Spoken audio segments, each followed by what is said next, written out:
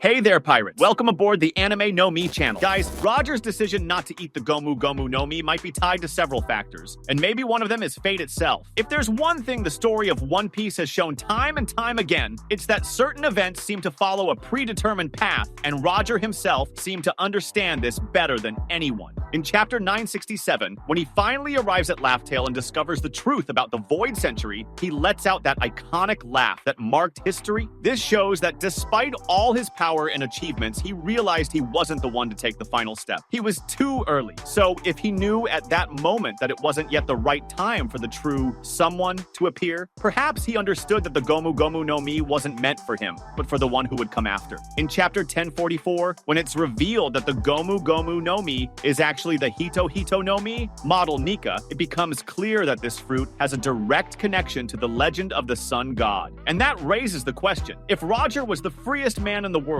would he really need a fruit that symbolizes absolute freedom? Maybe not. Roger was already someone who defied the entire world without needing the power of a devil fruit, relying only on his crew, his strength, and his will. In chapter 966, we see him fighting Whitebeard without any supernatural ability, just with his overwhelming haki. And if we consider that haki can surpass even the power of devil fruits, then Roger may have decided he didn't need it to achieve his goals. But there's a detail that might be even more interesting. In chapter 1018, Who's Who says that the Gomu Gomu no Mi was being transported by the world government and was stolen by Shanks. If this fruit was important enough for the government itself to guard, then it means it was already special long before Luffy ate it. This raises a question. Did Roger know about this fruit? I think maybe yes. If he discovered the whole truth at Laugh Tale, then it makes sense that he knew about Nika's existence and the role this fruit would play in the future. But if he knew that and still didn't eat it, then it means he consciously chose to leave it for someone else. And that's where the Shanks factor comes in. In chapter 1054, when we see him looking at the newspaper with Luffy on the cover, it's clear that he already knew Luffy was the chosen one. But if we go back to the past, in chapter 1 we see that he had this fruit on his ship when Luffy accidentally ate it. What if it wasn't an accident? If Roger really knew about the importance of this fruit, then Shanks probably inherited that knowledge from him. And if Shanks had the fruit in his hands but never ate it, that means he also believed it should be passed on to someone truly worthy of it.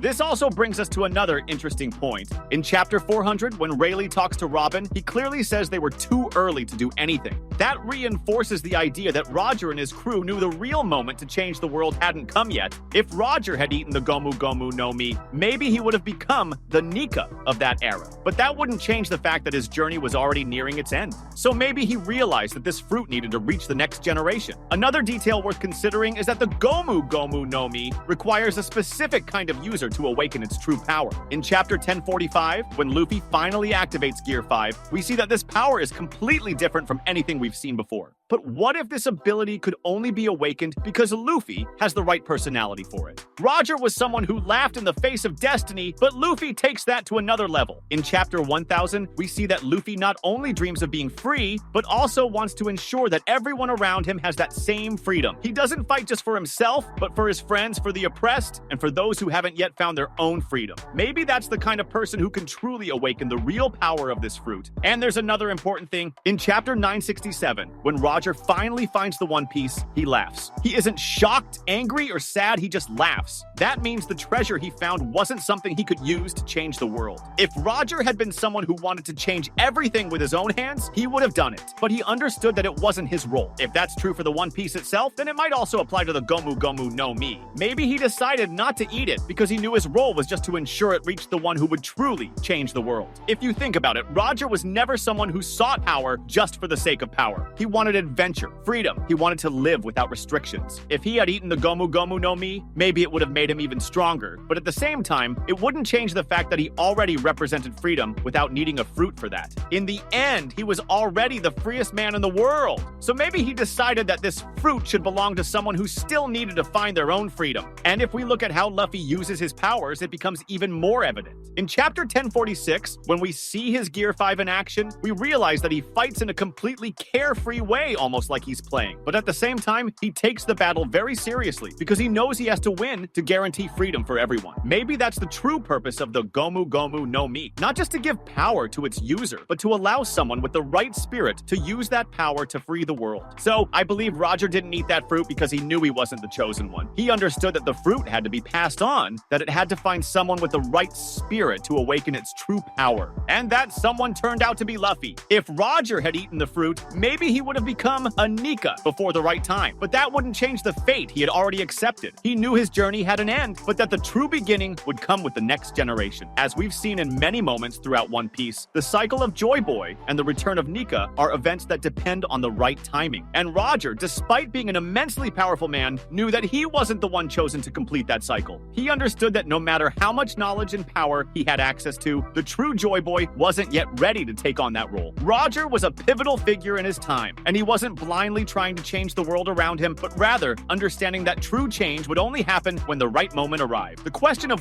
when the true Joy Boy would appear had always been a mystery, but perhaps he discovered something crucial at Laugh Tale. Maybe it was there, upon learning the secret of the Void Century and the details about Nika and the fate of the world, that Roger realized the era of Joy Boy would only truly begin when the right person was found, or more specifically, when Luffy emerged as the one to carry on that legacy. This theory also ties into what we've seen regarding the Gomu Gomu no Mi. The fruit, being the Hito Hito no Mi model, Nika has a direct connection to freedom and to the embodiment of the Sun God, as we saw with Luffy's awakening in Gear 5. Roger, as someone who had already achieved his own freedom, didn't need the fruit to become the chosen one. He might have even recognized that the Gomu Gomu no Mi was tied to a specific being, someone whose nature transcended physical limitations, someone with the essence of Nika, someone like Luffy. This leads us to consider that at Laugh Tale, Roger might have discovered the true nature of the fruit and its role in history. Perhaps he understood that the Gomu Gomu no Mi was not meant for him, but for a new generation that still needed to find its own freedom. And upon discovering this,